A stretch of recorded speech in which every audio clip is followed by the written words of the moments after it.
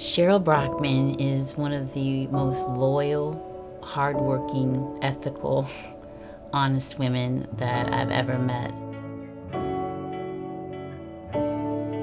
She has a servant's heart where whatever she's committed to, she commits 150%. She goes all out for her friends, for her family, and her commitments, one to our center and then to Africa. Back in 2009, we were searching for a place to have mission trips from Emmanuel. Kenya became that mission. And I can remember when I announced it to the congregation, and Cheryl, right up on the side of this church right here down that aisle, was making a beeline to me, and she said she would be interested in Kenya.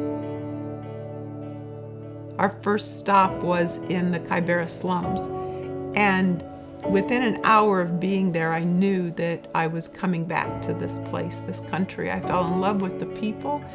The love that they have for God is something that is so amazing. There's Pastor Dennis Meeker and Deaconess Lorna Meeker, who are the ones who head that mission over there at Point of Grace. And they're just wonderful people. They started off with just having a house and having a handful of kids who they rescued from what's called the Kibera slums, and that has now evolved to where it is now, and we're talking about 600 kids that they help. For Kenya's Kids has a threefold mission. It's to rescue the children, the needy, the destitute. It's to educate them, and then it's to empower them to move on in their lives. Who we help are orphans, a lot of children whose parents died because of the HIV virus, or just they're in very terrible situations, very heartbreaking situations. Her and Jim decided that they were going to go to Kenya and spend not a couple of weeks, but 3 months at a time. And from that, what we now have with Cheryl is a whole new division. She and Jim are doing something on their own that's inspiring the kids, helping the kids. When I was in Kenya, it hit me in the head. This whole thing is happening in my backyard. My business is downtown Fort Wayne, and why am I not doing anything there? So I came back and said, Michelle, what can I do to help you? Because I know there's got to be something I can help with. And she said, well, the most you can do for me right now, Cheryl, is you can get some clothing.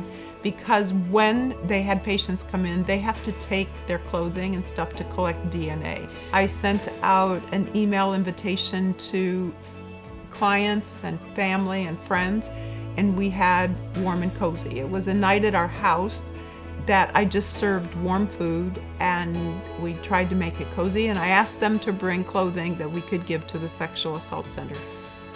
Cheryl is the heart of Warm and Cozy. She is the driving force behind it. The center has been blessed to have her as part of this, and it has raised so much money. We hit the $760,000 mark clear for 5 years, which is almost unheard of. But Cheryl Brockman and Warm and Cozy are the same. She's the one that makes it what it is. She reaches out to people in need. She recognizes that exists out there, and in a world where there's so much pain and suffering, in a world that needs to hear the love of Christ and see the love of Christ in action. Cheryl does that, and I'm very much inspired by that. She deserves this award. I pray every blessing upon her and her husband Jim as she continues to do what she does.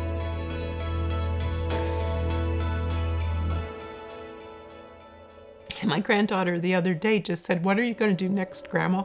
You're helping all the kids at the Sexual Assault Center. You're trying to get them, and you're down in Kenya, and you're doing all these things. Where are you going next? What are you and Grandpa going to do next? And that means a lot to me, because I know that I'm leaving something that they'll remember me by. Sorry. So just search for something, whether it's in your church, and it's helping the food bank, it's helping the needy, it's going out and mowing grass, whatever. You can do something to help someone else.